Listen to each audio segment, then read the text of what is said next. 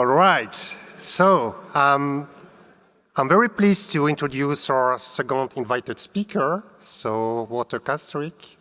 Wouter is a research expert at COSIC, KU Leuven.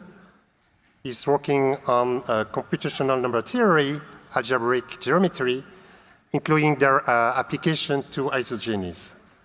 So currently he's mostly working on post-quantum crypto, and in particular on isogeny-based cryptography. And today's talk will be covering both destructive aspect, but also constructive aspect of isogenies. So please welcome me welcoming, Wouter.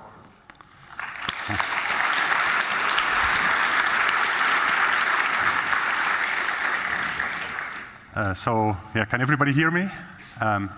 So thank you very much for the invitation. This is the biggest audience I've ever spoken in front of. So if I mess up, it will be the biggest shame that came over me. In any case, so I'm going to talk about isogeny-based crypto, and the talk is called Isogeny-based Crypto 2.0 because in the last 1.5 years, say, we have entered a new phase in isogeny-based cryptography, and I think it's really an exciting phase, and so the goal is also to make this a bit of a publicity talk. I am biased because I like isogenies and I work in isogenies, but I hope there are also some objective things to tell, and I hope to convince you of that. There are 2 references to Switzerland in my slides. One is that the font is Helvetica. I thought I'd emphasize it because otherwise you probably won't. Which one? Oh, I'm sorry. Okay. Yeah. So I messed that up already. And then there's another reference to Switzerland, but I'm getting nervous now. But that's only at the end. Yeah. Okay, so let me first sketch the landscape. So all of this isogeny-based cryptography research fits within the transition to post-quantum cryptography. So as we all know, there's this famous result by Peter Shor from 1994 already, saying that integer factorization and discrete logarithm computation become easy in the presence of quantum computers. Quantum computers are not there yet, but in view of the massive efforts that are put into the development of quantum computers, also cryptographers became more and more wary of this. And I would say, like, since a decade or so, people are really preparing for the transition to post-quantum cryptography. Regardless of whether the quantum computer will ever arrive or not, post-quantum cryptography will happen, to back up for this potential event. And the main catalyst in this whole procedure is a competition, or officially called a standardization effort by NIST, who asked explicitly for the 2 most basic cryptographic functionalities that we rely on today, namely, or at least public key cryptographic functionalities that we rely on today, namely key exchange and digital signatures. And so we need substitutes for prime factorization and discrete logarithm computation. And so as the main mathematical candidates, and I want to emphasize the word mathematical here, because there are other approaches to post-quantum crypto, so I don't want to offend anyone working on hash-based signatures or MPC in the head construction. So these are really the mathematical problems that we are studying, or the main ones. And the main one is listed first. It's finding short vectors in lattices, so this is really in pole position. Then there's decoding for random linear codes. Then there's the topic of this talk, finding isogenies between elliptic curves. And then there's solving nonlinear systems of equations. So these are the 4, like in a broadly spoken, the 4 big topics going on in post-quantum cryptography, mathematically spoken. The first 2, I told you it's a publicity talk for isogeny, so I have to make a bit of a sales pitch. And for this reason, I'm going to group the first 2 under one common hood, namely noisy linear algebra. Because the motivation for isogeny-based crypto, or one of the main motivations, is diversification. And so philosophically, at least, these first 2 problems are related.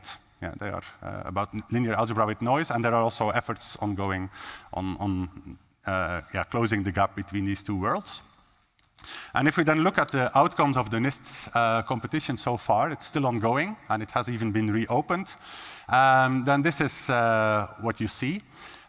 So in 2020, some preliminary standards, stateful signatures based on hash functions were standardized, and then the main announcement, first announcement came in 2022, where the four first genuine standards were announced: Kyber for key encapsulation, then Dilithium, Falcon, and Sphinx Plus. And then 4 other schemes were moved to an extra round for further scrutiny: Bike, Macaleese, and HQC, and Psych. And if you look at this, you see that this is rather homogeneous, say. So there's a lot of noisy linear algebra here. And this was even worsened by the attack on Psych. So this is the starting point of this talk. So this was joint work with Thomas. I promised Antonio I would mention that this attack was discovered while trying to design a verifiable delay function based on isogenies. The same ideas were independently discovered by Mino Martindale, who then teamed up with Pope, Pani, and Wiesolowski. And then the way we look at these attacks today is mainly due to Robert. So he put everything on a much more mature and solid footing. And so what I'm going to talk about today is much inspired by Robert's work. So yeah, this makes things worse. So it's even more, relatively spoken, even more noisy linear algebra. It's also interesting to note that a few months before this announcement, another candidate was broken by Wart Beulens. This was the main candidate in the domain of multivariate cryptography, Rainbow.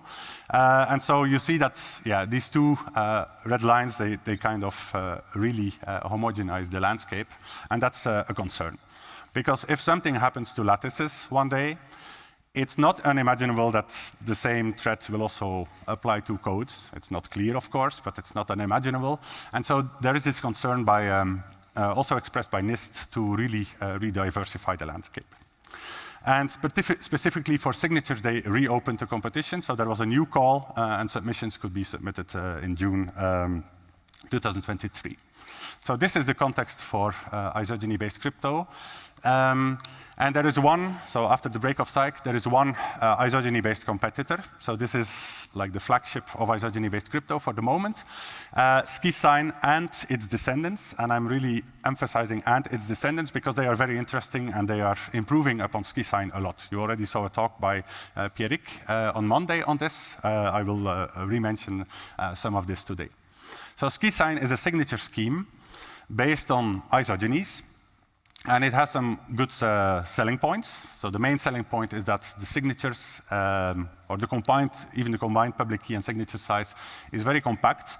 It's below RSA signatures, maybe on par with ECDSA is a little bit exaggerated, but it's definitely in the same ballpark.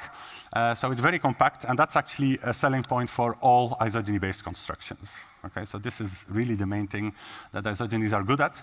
And I will mention on one of the next slides, isogeny-based crypto is actually a generalization of elliptic curve discrete logarithm-based crypto. And that was also the main selling point there, compactness. So that just extended to the isogeny world. And of course, it diversifies. That's also something it does. And it also stands out in terms of verification time. However, the scheme is slow, so signing is slow. It doesn't scale well. That's really a problem with SkiSign. So it's already slow, like for NIST-1 parameters. But if you want to scale up to higher security levels, this doesn't go well. And another drawback is that the security assumption is rather ad hoc.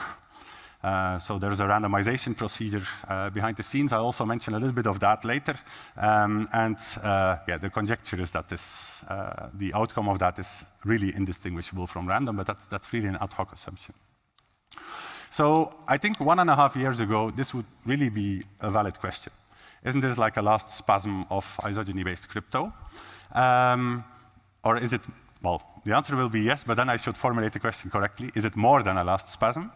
And the answer now is definitely yes, definitely. So these drawbacks of SkiSign have been largely addressed thanks to the new developments of the past 1.5 years. So they became much faster, scaling issue is completely resolved, and the security assumption has become much, much cleaner. And so, yeah, I hope to explain this to some extent in this talk today. So let's see how I'm doing time-wise. So maybe this is already a bit of a summary slide. So what happened is right after the psych attacks, and especially right after Robert's insights on the psych attacks, it was realized quickly that these ideas, the attack was so fast, at least in some cases the attack was so fast that you could start thinking about constructive uses of this. And this has turned out to be very fruitful. And so this is now really being applied. So like 3 exciting papers appeared on ePrint in the last 10 days. I will also mention them later. But as a general rule, isogeny-based crypto has become simpler, at least conceptually simpler. There are high-dimensional objects in there, so that's mathematically maybe at first sight not simpler, but it's really conceptually much simpler, everything. It became faster. It became less ad hoc, as I mentioned, in terms of security assumptions. The schemes became even more compact. Even this was already the selling point. And there are also many new constructions now on top of these new developments. So I think it's really increasingly competitive. As you hear, it's a sales talk for isogeny, so you can take from this what you want, but I hope to convince you of some of this. The caveat is that this is all very new. This is in full development, so yeah, who knows what the situation will be in 1 or 2 years' time, but it's a very exciting period. And in an email by Markus Koolwijs, he pointed out an analogy here with lattices and pairings. It's a bold analogy because the story of isogenies is not as big as the story of lattices or the story of pairings, but at least it's an interesting analogy. So lattices were also introduced in cryptography for breaking things. I'm not sure if this is historically the first use of lattices, but a very famous application of lattices is a break of the Merkle-Hellman crypto system in the early 80s. But nowadays they are this fantastic constructive tool, allowing all sorts of fancy constructions, including in post-quantum cryptography. So they moved from cryptanalysis to construction. Pairings is the same story. Pairings were introduced for attacking certain instances of the discrete logarithm problem on elliptic curves in the early 90s or late 80s. But nowadays they have become this, again, fantastic constructive tool. This has become a whole area in its own. And so that's an analogy, a bold analogy. As I said, isogenies are not of the same size or relevance yet, but who knows where this will end. And I like these kind of examples. So when preparing this talk at COSIC on our internal platform, I asked for more examples of this kind, because I don't know many examples of this kind. So I was asking, who knows other examples of tools that were introduced in cryptography for breaking things, but then later found constructive applications. And I only got one answer. It's very disappointing, but it's very bold as an answer, namely the computer. So yeah, I don't know what to do with this. Okay, so the goal for the remainder of this talk is to introduce a bit what isogenies are, how the attacks work, what they bring to us in terms of construction, what we can do with them. I hope it will not get too technical, but there are enough independent chapters, I think, to pick in at any point. But in any case, let's start high level. So isogeny-based crypto, as I said, is a generalization of discrete logarithm-based crypto on elliptic curves. So on classical elliptic curve cryptography, we are looking for, or the hard problem is to find a secret relation between 2 points on the same elliptic curve. Okay, that's called the discrete logarithm. In isogeny-based crypto, we are looking for a secret relation between 2 curves in a certain pool of curves. And this secret relation is called an isogeny. And so the corresponding problem is called the isogeny finding problem. And as I said here, this is known as the discrete logarithm problem. And there's this footnote here, which I think is worth pointing out, as I already said. It's also an isogeny finding problem. So multiplication by a scalar on an elliptic curve is the mother of all isogenies. It's the basic example of an isogeny. And so it's really a generalization in some sense. The schemes themselves are not generalizations, but the overall topic is a generalization. And who knows, ideas from isogeny-based crypto may also prove useful for discrete logarithm-based crypto. Well, there are examples in the past of that, but in the new developments, I'm not aware of anything. What is an isogeny? An isogeny is a map between elliptic curves, as I said. An elliptic curve curve is something of the form y squared equals x cubed plus ax plus b. I plotted two examples here. Well, the graphs are not genuine, but let's say you have equation y squared equals x cubed plus x, y squared equals x cubed plus 5. And then over F11, if you do the math, you will see that the map depicted there is well defined. If you start on the one curve, you end on the other curve. The most important properties are that this map can be described using polynomials. So the map is described using fractions of polynomials. So that's an important property. So it's supposed to be an algebraic map. And another important property is that the point at infinity, so the base point of the elliptic curve on the left, has to be sent to the base point on the elliptic curve on the right. And now, this, I always find this remarkable, but automatically this is a group homomorphism, because every elliptic curve carries a group structure, as we all know, and so such a map automatically is a group homomorphism. So that's non-trivial, but this is a mathematical fact. Okay. Now, in terms of the complexity of an isogeny, this is kind of measured by how complicated these rational expressions are. And typically, one looks at the denominators there. Because it's not only the point at infinity on the left curve that is sent to the point at infinity on the right curve. There are other points that are sent to infinity on the right curve. For instance, if you plug in a point with x-coordinate 5, you see that you are mapped to infinity. And so there are 2 points with x-coordinate 5, 5, 3, and 5 minus 3 over F11. And so together with the point at infinity, this gives 3 points on the left that are sent to infinity on the right. So since this is a group homomorphism, this means the kernel of this map consists of these 3 points. And modulo a small subtlety, we call the number of elements in this kernel the degree of the isogeny. So this isogeny here is of degree 3, or we also sometimes call it a 3 isogeny. So this number 3 here, that's a measure for the complexity of the isogeny. And in isogeny-based crypto, we will talk about isogenies of degree a big power of 2, like 2 to the 500, say. So really astronomical sizes. Okay, so you wouldn't be able to print that isogeny on the screen. Here's a fact. It's another technical fact, but it's also important to know about this. Being isogynous is an equivalence relation. What does this mean? So we say that two curves, E and E prime, are isogynous if there exists an isogeny from the one curve to the other. It's not entirely obvious that this is really an equivalence relation, that we then also have an isogeny from the other curve to the one we started from, but this is true.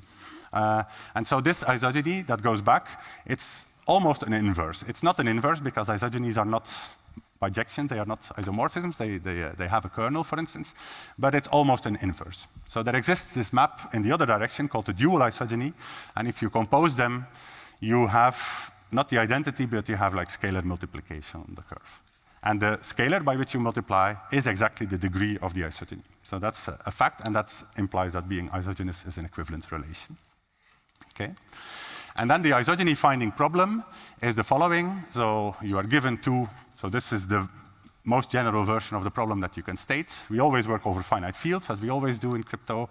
And the input is, well, maybe not in lattices, but the input is two elliptic curves, E and E prime, over finite field FQ.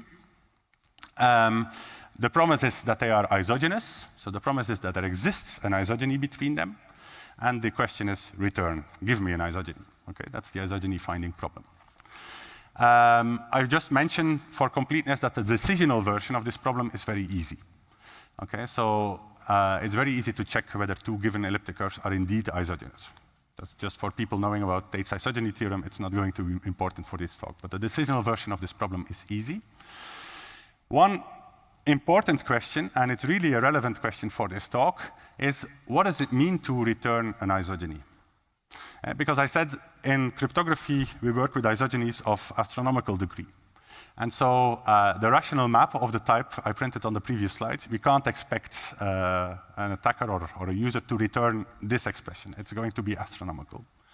And so one can start philosophizing about what it means to return an isogeny. And until recently, this was our default understanding. So in certain cases, your isogeny can be written as a composition of isogenies that are compact, that have a very small degree. So the typical case is where your big isogeny has degree 2 to the 500, say, and you can write it as a copy, as a composition of 500 isogenies of degree 2. And each of these isogenies of degree 2, those can be compactly represented. And so you have just 500, you just need 500 of those. So that's compact. But if you would do it at once, you would need an expression of size 2 to the 500. So that's our default understanding. But note that this comes with a restriction. Yeah. This means that we can only return isogenies whose degree is a power of 2, or slightly more generally, we can only return isogenies whose degree is smooth, factors into small factors. So that's a bottleneck, and that bottleneck has changed recently. So we'll get back to this. Okay. Now, what are the best attacks on the isogeny finding problem? In general, it scales like the fourth root of Q. That's for the most general version. There exist large families of elliptic curves for which you have better attacks. But for instance, typically, we will work with elliptic curves over fp squared, so over a field with p squared elements. That's like the typical case with super singular elliptic curves there. And then the best attacks run in times square root p. This bound is now accepted both classically and quantumly. Quantumly, for a while, the bound q to the 1/6 circulated, but this was debunked in something like 5 years ago. But yeah, so for instance, if you look at the SIDH paper, you will see this q to the 1/6 there. Okay, now another important thing is the following. So we already discussed points that are mapped to infinity. Yeah, the set of points that are mapped to infinity, that's the kernel of our isogeny. So every isogeny has a kernel. It turns out that every isogeny is in fact a surjective map, geometrically spoken. So it's a surjective map, and the kernel is finite. This turns out to be a property of isogenies. So we have this finite kernel, and there is a converse to this statement. Suppose you have an elliptic curve E, and you have a finite subgroup G, any finite subgroup, then there exists an isogeny whose kernel is exactly the subgroup you started from. Okay? So there exists an isogeny from E to E prime with G as its kernel. Moreover, this isogeny is essentially unique. What does this mean? This means that essentially the map is unique and also E prime, so the codomain on which we land is unique. So that's a remarkable fact. And so this means that essentially you can think of this E prime rather unambiguously as E modulo G. Yeah, you just quotient out G. So quotienting out G means sending it to the neutral element, sending it to infinity. And so somehow, without loss of generality, there's small subtleties there, but somehow without loss of generality, you can think of this codomain curve as your starting curve modulo your subgroup. So as groups, this makes perfect sense, but it's not trivial that this makes sense as curves, but it does. That's what this theorem tells you. Okay, so kernels and subgroups and finite subgroups, that's essentially the same. Is this an effective statement? It is, to some extent. So if you're given a subgroup, G, of an elliptic curve E, then there exist formulas that compute the corresponding isogeny as a rational map, and that also compute the codomain curve. So this can be done on a machine, and the tool behind it are called Velus formulas, for those that have heard of this. So, as I said, to some extent it's possible, and we run into the same issue as I mentioned before. We can only hope that this resulting expression is compact if the isogeny has a small degree, because otherwise this output size of Velus formulas blows up massively.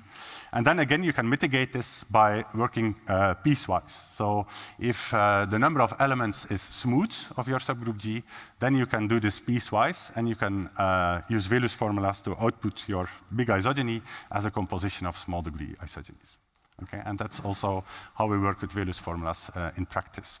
And I plot a picture here to illustrate this, because a copy of this picture or an analog of this picture will appear later in the presentation. So if you have your isogeny from E to E prime, and say its degree is 2 to the A, so a big power of 2, so this degree is the same as the number of elements in the group you start from, then instead of doing this at once, you will just do it as a sequence of isogenies of degree 2. Yeah, so an analog of this picture will appear later on, but in a higher dimension. Okay, so I hope this is kind of clear. That's the ingredients we need to understand Psych. So Psych, or SIDH, as I said until 2 years ago, was the flagship of isogeny-based crypto. And let me just give a high-level overview. It's not too important the details of Cyc are not too important. There's one aspect that is important, so I'll go a little bit quicker over this, but the high-level idea is the following. So you have a starting curve E. You have to think of a Diffie-Hellman key exchange. Okay, you have like your generator G, Alice raises to the power A, Bob raises to the power B, they exchange, and then they raise to their own power again, and they arrive at the same thing. So now we want to do the same with kernels and isogenies. So Alice, she will sample a secret subgroup A. So there's a starting curve E. Alice samples a secret subgroup A. It will be a group of order 2 to the A, for these technical reasons that I mentioned, so you can split the isogeny as a sequence of 2 isogenies. And she computes this corresponding isogeny phi A, and she arrives at a curve which, as I said, we can denote as E modulo A. So she quotients out the group A. Bob does the same. Bob takes a secret subgroup B. For technical reasons, they cannot be 2 to the A torsion, but they can be 3 to the B torsion, for instance, again smooth. Bob chooses this secret subgroup B, quotients out B, and he arrives at a curve E modulo B. Yeah. So that's the first step of the Diffie-Hellman part. Then they exchange. Okay, so Alice sends E modulo A, EA to Bob. Bob sends E modulo B to Alice. And now the hope is that they can kind of continue this walk. Right? If we want to mimic Diffie-Hellman key exchange, we would like that Bob, starting from Alice's curve, can kind of do modulo B. Okay? Now, the problem is that B is not a subgroup of EA. B is a subgroup of E. Okay? So the mathematically correct notation is that Alice's curve EA has to be quotiented out by the image of Bob's secret subgroup B under Alice's secret isogeny. That's the mathematical correct way of writing it. And then if Bob does the same, he quotients out, if Alice does the same, so she quotients out Bob's curve EB by the image of her secret subgroup under Bob's secret isogeny phi B, they arrive at the same thing. So that's the hope that something like this can be made to work. But as you see, this is, there's an issue here. Because Alice's, so let's look at the top thing. Let's look at the top thing. So Bob wants to take Alice's curve EA and do it modulo phi A of B, but Bob doesn't know phi A. Yeah, and for this reason, and this is the part that I'm going to be a bit quick, because this is not really important for what follows, but what is important is the data that is leaked to solve this issue. For this reason, Alice will help Bob to create his subgroup. Okay? So Alice will provide points PB and QB to Bob, with which he can create his secret subgroup. Yeah, it will be a cyclic subgroup generated by a secret linear combination chosen by Bob of PB and QB. And Alice will also provide the images of these auxiliary points under her secret isogeny. So Alice reveals these points. Yeah. And now, you can believe me that this allows them to make the construction work. But this statement there is really the important statement here. So Alice reveals images of certain points under her secret isogeny. Yeah. So let's immediately jump to this question. Does this weaken the system? Okay. So it's no longer a pure isogeny finding problem to break this system. A pure isogeny finding problem would be given E and E modulo A, find an isogeny between them, ideally the isogeny of Alice. But now we are given E modulo A, and we are given the images of certain points under this secret isogeny. Yeah. So this kind of becomes an interpolation problem. Yeah. We are not only we are given the isogeny, but we're also explaining how the isogeny acts on certain points. Yeah, if you could interpolate this, somehow you recover the isogeny. So the question, and this has been the main question from the start, does this weaken the system? And so it has always been a concern. So we have to be honest about this. There's always been a concern about this leakage, especially since the work of Petit in 2017 that was then strengthened in joint work with Dequien and others, and Kutas and Wouter, I think. In any case, so there was a concern that it was already known that in overstretched settings, so in very imbalanced parameters choices, this was indeed a weak point and the system could be broken. SIDH or Cyc was not set up using this overstretched system, so Cyc was not broken, but this was already known to be a concern. And so the main tool that we have today is indeed we have a solution to this interpolation problem. So if you are given an isogeny, if you have a secret isogeny, or if you have an isogeny, and you know how it acts on certain points, on F points, then you can recover the isogeny.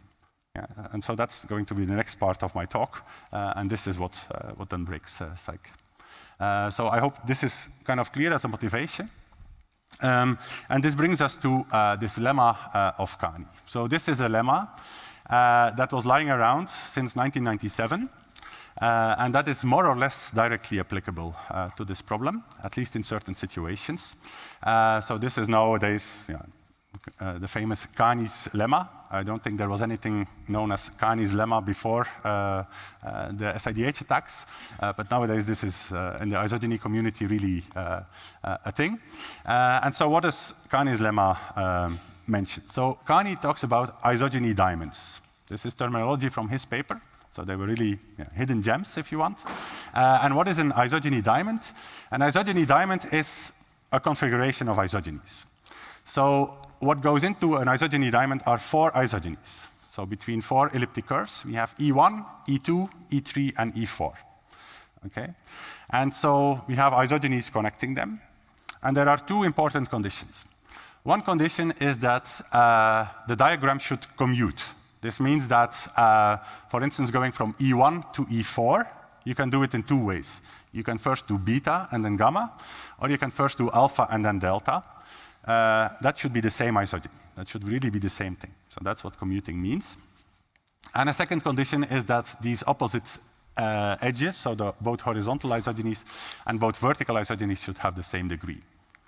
Yeah. And then we talk about an isogeny diamond, and as I said, they were really hidden gems in the literature. Now, what can we do with such an isogeny diamond?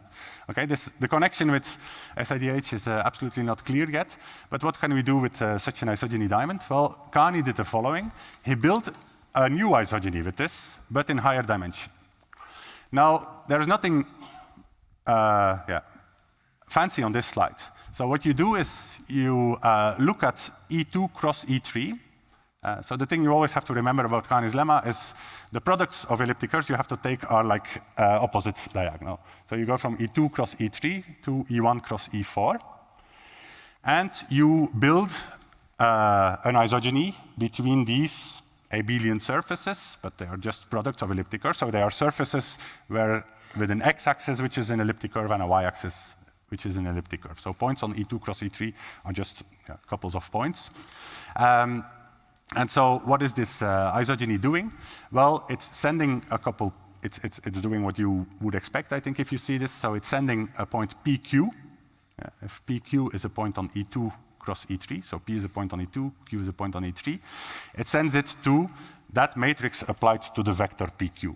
So it sends it to the point alpha hat of P plus beta hat of Q as the first component, and then minus delta of P plus gamma of Q as the second component. Okay, so that's what this map is. So you can do this, you can build this map.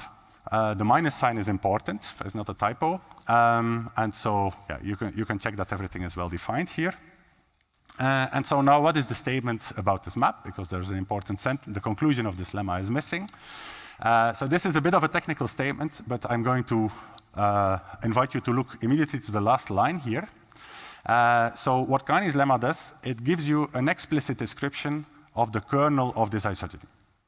So this is an isogeny in higher dimension. It maps points from a product of elliptic curves to another product of elliptic curves.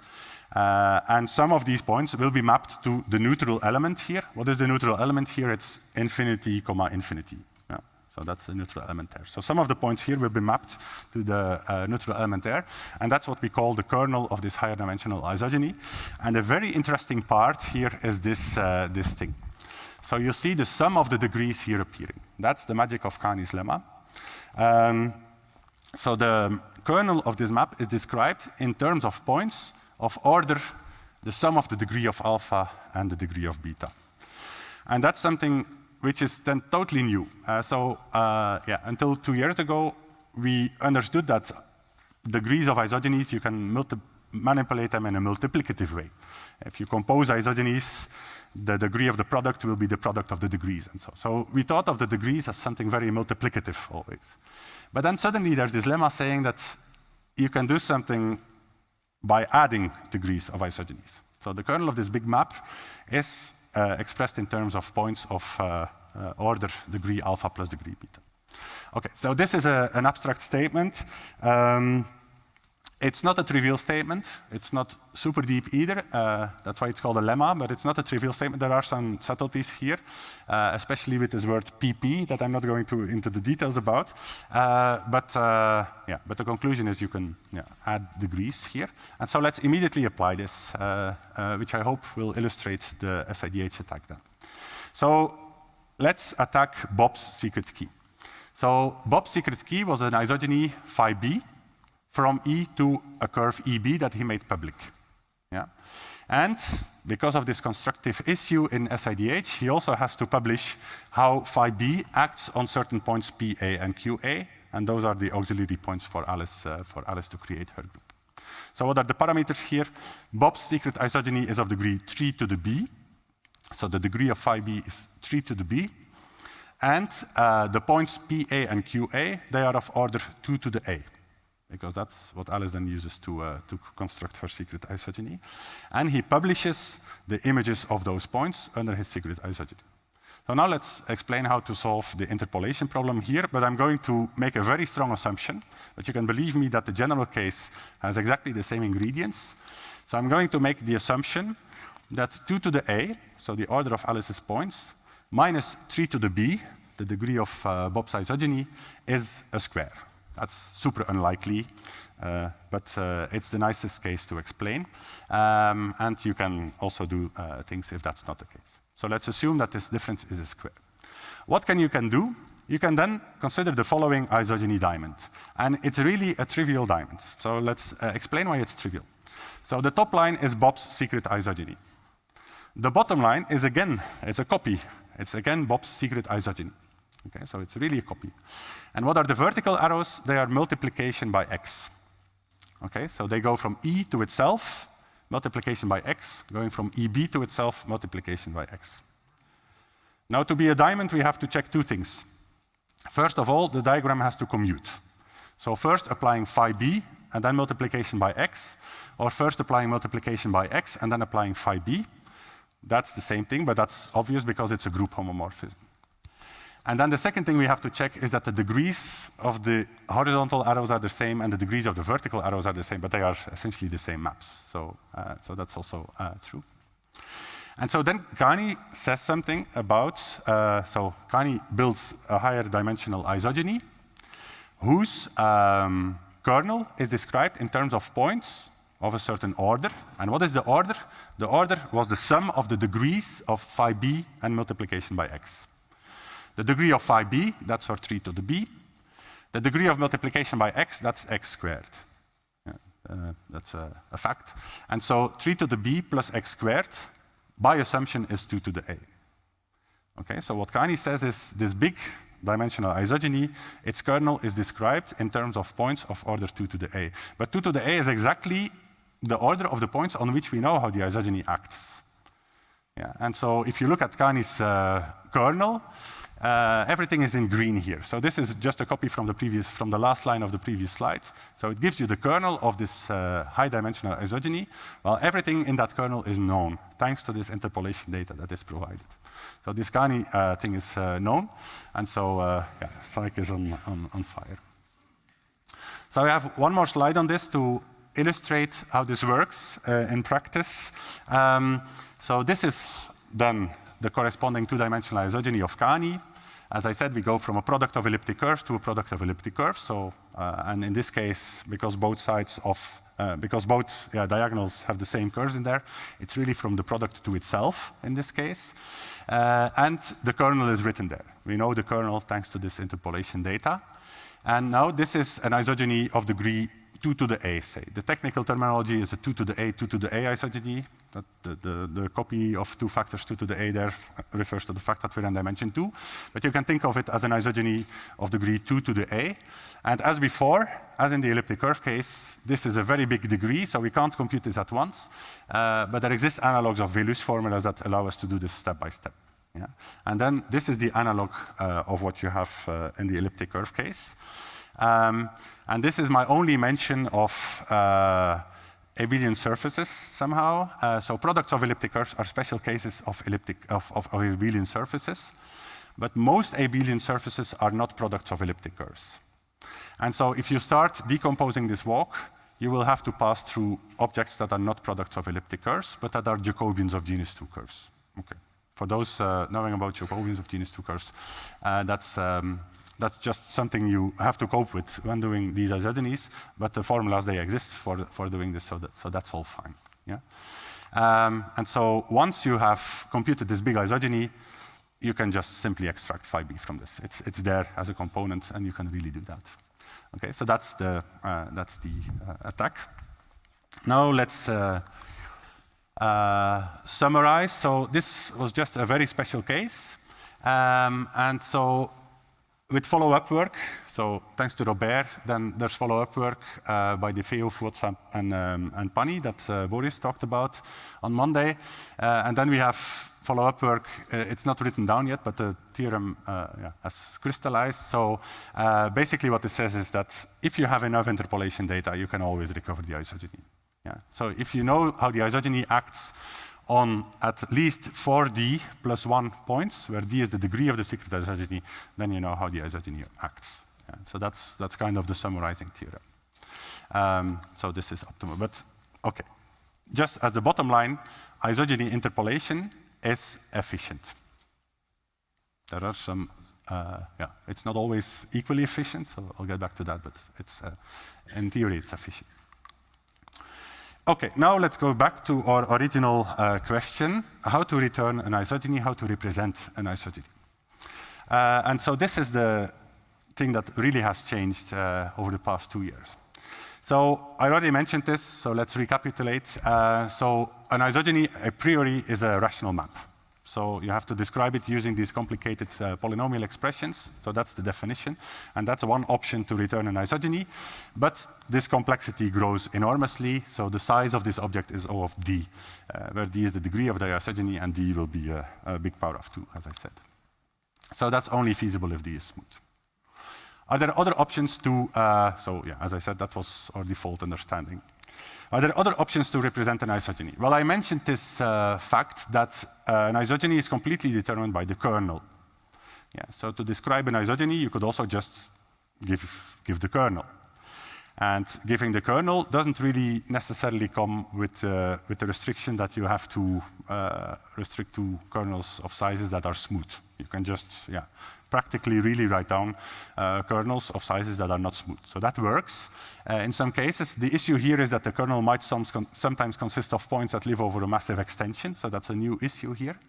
But in any case, the kernel representation is not super useful because eventually you want to work with these isogenies, right? You want to evaluate them, you want to compose them, you want to do things with them. You want to at least understand the codomain curve. So to work with kernels as representations of isogenies, that's not very convenient. You always have to transform this representation into one of the other representations. For instance, you have to use Velouz formulas to convert it into a rational map. And then you're back to square one. Okay, so this is not a very useful representation. Then there's a type of representation. I didn't really mention this. I didn't want to go into much details about endomorphism ring, but for those people that know about this, let me quickly explain this, but the other people can forget about this. So there exists, if you know enough about the endomorphism ring, especially in the supersingular case, then there's this correspondence between kernels of isogenies, which are then in correspondence with isogenies, as I said, and ideals of your endomorphism ring. Okay, so an isogeny phi can be encoded into an ideal of your endomorphism ring. And this is a very useful representation. But to work with it in practice, for instance, to obtain the codomain curve, to evaluate the isogeny, you always have to convert that ideal into an ideal of smooth norms. You have to smoothen it. And this is where this algorithm KLPT, so there's only one letter behind the plus, it's T, so maybe I should have just written T there. So KLPT algorithm, that's a thing that converts an ideal into an ideal of smooth norm. And that's a very famous tool in isogeny-based crypto, but that's, for instance, where the slowness in ski sign really came from. Yeah, this conversion is suboptimal. To work with it, you also have to assume things about your field. So that's also where the scalability issues come from. So it's something we can do, but it's suboptimal. So if you do it, you have this phi. You don't know phi. You don't know E prime. But you do it, you smoothen phi to an equivalent isogeny psi. Because that has smooth degree, you can really do the isogeny. And then you know the bottom arrow. You know the composition because you know the endomorphism ring, and from this you can learn how phi acts. So it's convoluted, but it's something you can do. But then there's this new representation, and so this is one of the main messages also of this talk. There's this new representation. You can just represent an isogeny by interpolation data. So what turned out to be problematic for SIDH, because SIDH published this interpolation data, is now really we think of it as a constructive thing. Yeah, so you can describe an isogeny by telling how it acts on a bunch of points. So you just give the codomain, you give how it acts on a bunch of points, and this gives you the isogeny. Yeah, and it's easy now, thanks to these algorithms, to evaluate this isogeny. You can compose them, you can do all sorts of stuff with them. So this is really a convenient representation. There are two caveats here. One is that you have to provide the interpolation data.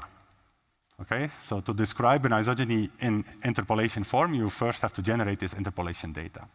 But the use case you have to think of, especially in cryptographic constructions, is where this interpolation data, for instance, think of a signature scheme, then the interpolation data will be generated by the signer, and then the verifier can very simply see, oh, this is indeed corresponding to an isogeny, by evaluating at a bunch of points or at the correct points. Okay, so for verification purposes, this is a very good representation. There's this thing that I mentioned, the efficiency strongly depends on parameters. I explained this attack with surfaces, so products of elliptic curves, and then you do this walk along abelian surfaces. But to have the full generality of the theorem that I mentioned, the interpolation theorem, you might in some cases have to go up to dimension 4, which was the issue in SkiSign HD in Pierre's talk, or you might have to go up to dimension 8.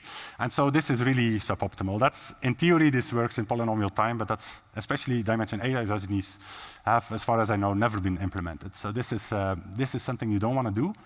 And moreover, you want the degree of your isogeny to be very smooth. Ideally, you want it to be a power of 2. Okay, so those are two caveats, but apart from these caveats, this is a very nice and interesting representation. And so let me give one example of a construction which I think is it's really a new construction that you can do thanks to this representation. So it's an example by Antonin from last year, who designed a verifiable random function. You can also think of a verifiable random function as a signature scheme, but where the signature is unique. So what is Antonin's construction? So there's this party, Alice, who wants to sign, say, a message, or who wants to evaluate this verifiable random function in a certain message. So Alice generates a secret key and a public key. What is her secret key? Her secret key is an isogeny. And the public key is the codomain of the isogeny. Okay, so Alice publishes the codomain. Alice publishes EA. Retrieving the secret key from the public key is now really a genuine isogeny finding problem. Okay, there's no auxiliary points being published. So that's the public key and the secret key. And now what Alice also publishes is a basis of the L torsion on EA, where L is a very large prime. Okay, so she publishes that. Note she doesn't publish corresponding points on E, otherwise this would be a problem. It's only on EA. And that's it. Okay? And now how do we sign? Well, to sign, we, for instance, hash our message into a coefficient. And using that coefficient, we compute a point R from this basis PA, QA. So we compute a point PA plus that hash times QA, for instance. That's a point of order L. L is this big prime. So let's call that point R. R stands for random. So it's supposed to be like a random point, but a deterministically random point. And now, I don't explain this, but using knowledge of the endomorphism ring of EA, and Alice knows the endomorphism ring of EA because she knows how she got to EA. That's something I didn't really explain, but Alice, by knowing how you get to EA, you know a lot about EA. You can do much more than you could do before. Than you can do if you don't know this path to EA. So using this knowledge of this path, you can believe me that Alice can provide interpolation data for the isogeny from EA to EA modulo that point. Okay? Now, remember that point has a big order L. Okay? So without this extra information, you can't use something like Velouz formulas to compute that isogeny, because the order of R is a big prime. So you can't decompose in small isogeny, so that's a no-go. But Alice can do it thanks to her knowledge of this secret isogeny. And then, as I said, we are at this verification, which is very simple. So to verify, Victor just computes the same random point. So again, hashes the message to the same coefficient, computes the point R from it. And now he just checks that the interpolation data provided by Alice is indeed corresponding to an isogeny mapping R to infinity. Yeah, and so that's really a model usage of this interpolation model of isogenies. Okay, so that's a very nice scheme. And so that's a new construction that we didn't have before. And at the risk of, I definitely, this list is definitely not exhaustive, but this is fully ongoing. So there are like really many new constructions appearing online all the time. So I just mentioned Vesta, which is an encryption scheme. Iscube is a key exchange protocol. Poke is a framework which you can use to do key exchange, to do OPRFs. So this is a bunch of new constructions that you can do. Okay, but it's not only the new constructions that I would like to emphasize. I would also like to emphasize that you can improve existing constructions. And this brings us back to SkiSign. So this, as I said, was already explained in Pierrick's talk, so it's not my goal to redo his talk, but let's just see where the key point is. So SkiSign is a signature scheme based on an identification protocol. So it's again Alice who has a secret key, namely a secret isogeny to a public curve EA. And Alice wants to convince the prover Victor, say, that she knows the secret isogeny. So in SkiSign, this works as follows. So she generates another secret isogeny, psi. That's her commitment to a curve ECOM. And then Victor challenges her by giving a random isogeny outgoing from EA to a curve E challenge. And now Alice will prove that she knows the secret isogeny by providing an isogeny from ECOM to E challenge. Indeed, Alice knows such an isogeny because one such isogeny is going up with the dual of psi, then with her secret key, and then with Victor's challenge isogeny phi. And so Alice knows a path from ECOM to E challenge, and that's convincing enough, because isogeny finding is hard, that Alice indeed knows some information that nobody else knows. The problem is returning this composition just reveals the secret key as a component. So that's a no-go. And so for this reason, the SkiSign people designed a clever smoothing algorithm.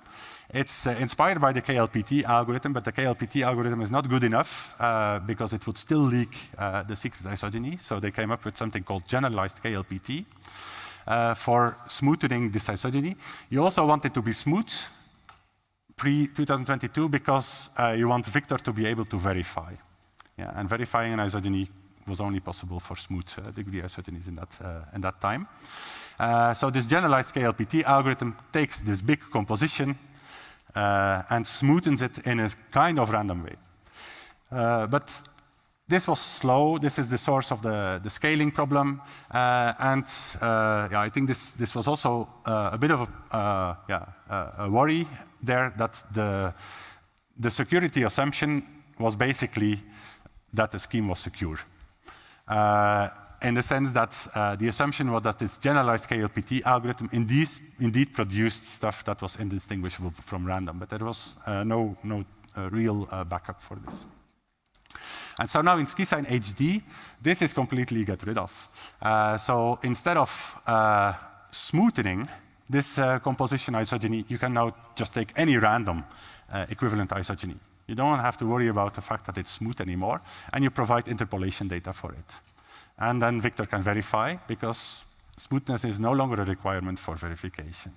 Yeah, and by dropping the smoothness requirement, you can really take a random isogeny, and this means that the security assumptions are much nicer. It's really a random isogeny between ecom and e-challenge. Yeah, of course, this requires more justification. There's a small price to pay, so I say see later, but yeah, let's see. Let's see if we will see later. But there is a small price to pay here, that the verification parameters had to be, it was hard to choose parameters so that you could do verification in dimension 2. And so SkiSign HD goes to dimension 4. And dimension 4 is already quite a bit slower than dimension 2, so that's suboptimal, and so they paid a price in verification time. Okay, now yet another application. I just quickly mentioned this. Maybe I'll just print the slide, saying that for those people knowing about oriented isogenies, thanks to these higher dimensional representations, we can now efficiently work with oriented isogenies. That's also something we couldn't really do before. So oriented isogenies are a generalization of CRS or C-side. So they are class group action-based isogenies. And a very hard part, so this was a nice theoretical framework set up by Kolo and Kohel, and then also put on a more rigorous footing by Onuki. So a very nice theoretical framework, people liked it, but it was hard to use. And the reason was that keeping track of this orientation, so for those people know about this, keeping track of this orientation was just very tedious, very technical, came with conditions on the orientation and so on. So there had been attempts, like Scallop is a famous attempt, but using this high dimensional representation, this is much simpler. Okay, so you can just keep track of the orientation using interpolation data. But I'll skip this for here. Then I also would like to mention a trick. So yeah, maybe the new chapter title, let me explain this. So what I explained now were a bunch of new applications of these higher dimensional isogenies, either for new constructions or for speeding up existing schemes or for making other theoretical schemes practical. So that's kind of the section 4. What I would like to say, to conclude within section 5, is that there's more to Kani's lemma than just isogeny representation. You can really do new types of computations. You can, there are some surprising uses of Kani's lemma, and I think the mother of all tricks here is what we call in the community the Q-Festa trick. So it's a trick by Nakagawa and Onuki. They introduced it for speeding up Festa, and they came up with a very beautiful application of Kani's lemma. And it focuses on a subroutine, so apologies for that. So the cryptographic relevance is maybe not immediately clear, but believe me that this is something we have to do in isogeny-based constructions very often. So suppose you are given an elliptic curve, and suppose you know this elliptic curve. It's the famous starting curve y squared equals x cubed plus x that is used everywhere in isogeny-based crypto. And now suppose you want to find an outgoing isogeny of, say, some prescribed degree q. Okay, suppose we want to do that. Well, then the methods until they came up with this trick was always to do the following. You build an ideal of norm q. You apply the KLPT algorithm to smoothen your ideal, to take another path to the same codomain curve. That path, because it has a smooth order, you can really compute it. Then you can also compute the cycle. You can understand the cycle because you know the endomorphism ring, and then from this cycle and this path, you understand how psi goes. But you run into the same issues as SkiSign did. So it comes with efficiency issues, it comes with extra conditions on the prime you're working with, and so on. So it's really suboptimal. And so the Q-Festa trick is different. So what the Q-Festa trick is instead of doing the KLPT thing, you just generate an endomorphism, theta, from the curve, so it's from the curve to itself, of degree q times 2 to the a minus q. That's what you do. And that's for big enough power of 2, that's easily doable on, for instance, this famous starting curve. And that's it. Why is that it? Okay, well, this theta, which is a green, I plotted it in green because we know it, we chose it ourselves. It fits in a diagram of stuff we a priori don't know. Namely, this theta, which is of degree q times 2 to the a minus q, you can split it as an isogeny of degree q composed with an isogeny of degree 2 to the a minus q, or the other way around. And so this decomposition, or the other way around, they give you the sides of a Kani diagram. Okay? And so I'll quickly go over this. This slide is technical, but the thing is that you know the kernel of the corresponding isogeny again, because it's purely expressed in terms of theta. Yeah. And so you can evaluate the Kani diagram, and so as a component, for instance, you find the psi that you were after. So it's a very neat trick. I don't know if you will see this for the first time that you can appreciate it in full, but it's really a very neat trick. It's very efficient. It doesn't come with any requirements on the field. It's kind of optimal in terms of efficiency, and so it allows you to do this. And so there was another trick of this kind that I mentioned, but I want to jump to the conclusions. So what are the conclusions? Well, these tricks, and I really want to emphasize this, these are not just applications of isogeny representation. They are really smart other applications of Kani's lemma. These tricks, first of all, have a nice theoretical implication, namely class group actions, like C-side, like CRS, like these oriented ones, they are now provably known to be efficient class group actions. Previously, there was always this issue of finding, again, a smooth representing ideal, and then you can evaluate the isogeny with smooth, with small degree, you can evaluate the action with small degree isogenies. But now, this is, as a theoretical result, this is bypassed. So they are really effective group actions, EGAs, for people knowing about this. But probably the more interesting conclusion, and these are 3 papers that were posted in the last 10 days, so just to illustrate how fresh this all is. Thanks to these tricks, to the Q-Festa trick, or to the Clapoty trick, which is related, we can now do, or I say we, I'm not involved in these papers, but they can now do ski-sign HD with verification in dimension 2. And so now you really have the best of all worlds. And so this beats ski-sign in every aspect. And it's a little bit slower in signature generation than ski-sign HD, but that's a price that is really worth paying. So there's a ski-sign, and also these, I'm not saying that these ideas are just hanging in the air, so that it's really clever constructions, but you see that the time is really ready for such developments. And so 3 teams kind of independently came up with this. They all have their own characteristics, so there are differences here. So there's the ski sign to the east by Nakagawa and Unuki. There's the ski sign to the west by Andrea Basso and his collaborators.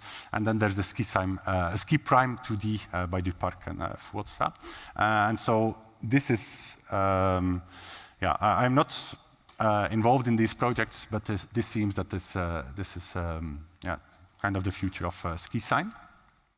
And so I want to stop here. Sorry if it got a little bit technical at the end, but let's wrap up. So isogenies, I think, yeah, they were knocked back for a while. I think I was even also one of the pessimists in the first few months after the attacks. But now I'm totally convinced of the opposite. So they are really fully reblossoming. We understand them much better. Schemes are, so that's my second Swiss reference. I hope it's a Swiss knife. So it's really, yeah, this Kani lemma is really a great tool for improving efficiency, and this is both in terms of time and in terms of bandwidth. It's a versatile tool, so you can use it for many new constructions, and the security assumptions become cleaner. So I think it's fully ongoing. It remains new territory, so care is needed, but it's promising, and there's more activity than ever. So yeah, this is witnessed also by the Best Paper Awards and by the many isogenists in the audience. So yeah, thank you for your attention. And,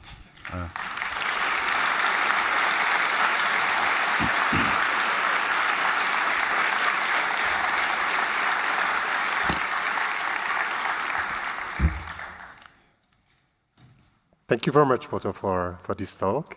Thank you. Other questions? Thanks for a wonderfully clear presentation. Thank you. I must say that I'm frightened by a field which is evolving too fast. Mm-hmm. You're describing new ideas which come basically every few weeks. And I believe that cryptography, if you are serious about deploying it, needs some settling time. when no improvements, no further understandings, no additional tricks are discovered.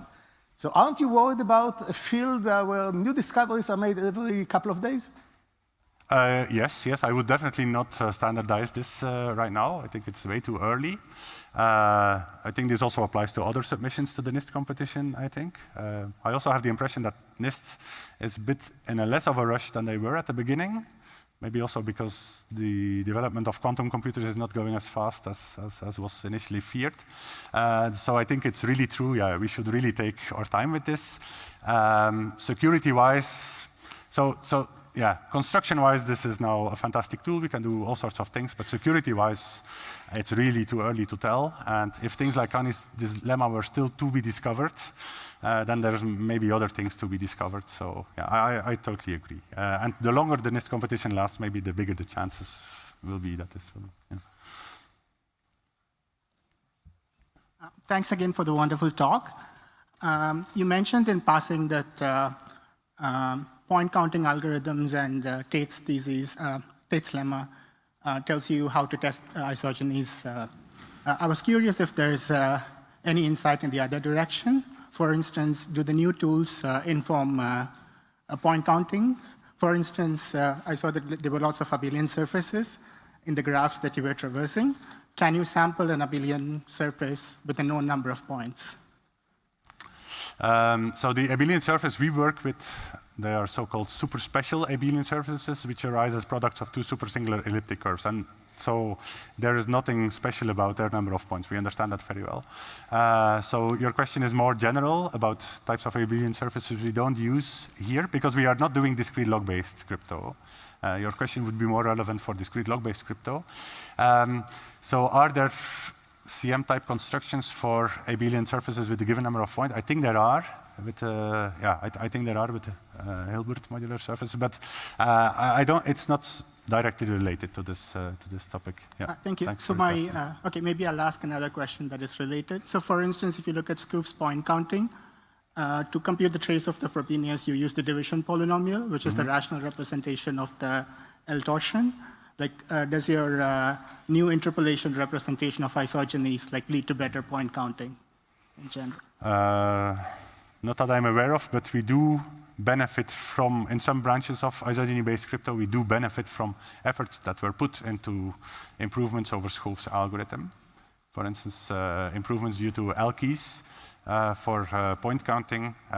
They can be used, for instance, for evaluating class group actions. So there are connections, but I think the fruitfulness is more, for the moment, still in the other direction. We benefit from work that was done by the point counting people in isogeny-based crypto. I'm not aware of anything in the other direction. Yeah. Thanks again. Thanks, it's interesting. Yeah. Okay. Yeah, thank you very much for a wonderful talk. I was especially impressed by how accessible you made it for people that are not like isogeny experts. Thank you. And I can only imagine how much work that was. And I also feel that that is probably quite important to get all these new applications that you think might be possible, maybe developed and analyzed ultimately. So do you have thoughts on kind of whether there will be better abstractions that are kind of faithful, that cryptographers can use, even so they're not like isogeny experts? For instance, one application that I'm dreaming of is like very flexible zero-knowledge proofs for this kind of cryptography, proving that I know a signature, for instance, and things like that. Yeah, I'm not sure if I can give a good answer to this. So class group actions, they have been used as a black box kind of by protocol designers. And so maybe that's an example where the answer is positive. Yeah, it's not an answer to your question, but I do hope that despite the fact that we have to go to dimension 2, which makes things mathematically more complicated at first sight, I think things have really become simpler in a way, conceptually, once you accept this. So I hope that this will also lower or narrow the gap between isogenists and more advanced protocol builders. But yeah, it's not really an answer to your question, but yeah, thank you. Hi. Yeah, thank you for the talk. I was wondering also, more general question, can kind of about how the lemma was kind of randomly found, I guess, or maybe not randomly, but it was just found. And I was thinking if that kind of gave an insight on how to maybe systematize a little bit, finding these results that might be lying around somewhere. It's often a matter of language. So pure mathematicians often write in a language that is not very accessible. So that's one thing. You also have to,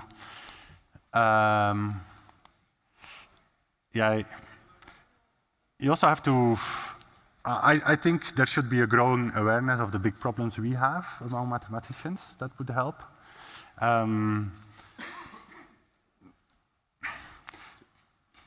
Yeah, sometimes we discuss about whether things like artificial intelligence, but that's of course a very hypothetical discussion, would be useful at some point for like proving theorems and things like that. But maybe finding these small connections, that's maybe something in the distant future that can be done. That would be improved. But because indeed, it's a shame.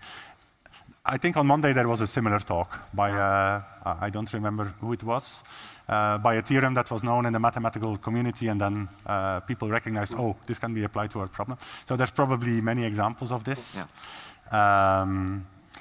But I don't have strong. Yeah, I think keeping the communities letting the communities stay in touch, that's important. Yeah. Okay. Thank you. Yeah. Last quick question, Evgeny. So I'll try to make it quick. It's related to what was asked before, but one of the big reasons for success of pairing-based crypto and to some extent elliptic curve crypto was that people who maybe didn't completely understand the math, but maybe knew some cryptography, you can abstract, you can write like very clean, basically interface, say, okay, if you want to do something, this is polynomial time, here is something that is believed to be, in isogenies, are we like reaching the point that maybe for people who don't need to understand maybe like much at all, you can kind of say, okay, this is like what is known polynomial time, this is one or two assumptions, so people can try to maybe use it black box, or you think it's hopeless, you really need to understand stuff? No, I could imagine that it will evolve to like a box of puzzle pieces. You will at least need to know what an isogeny is, probably always, but I could imagine that it evolves to a box of building blocks that we can apply. As I said, group actions, I think, are a bit like this. There's a lot of literature on group actions in general that then apply to elliptic curves, but yeah, maybe I'm not the right person for answering this type of question. Andrea has a framework. I don't know how the Poke framework, how it's still very, yeah. It's too early probably for this type of thing. Yeah. okay. So thank you again. Thank you.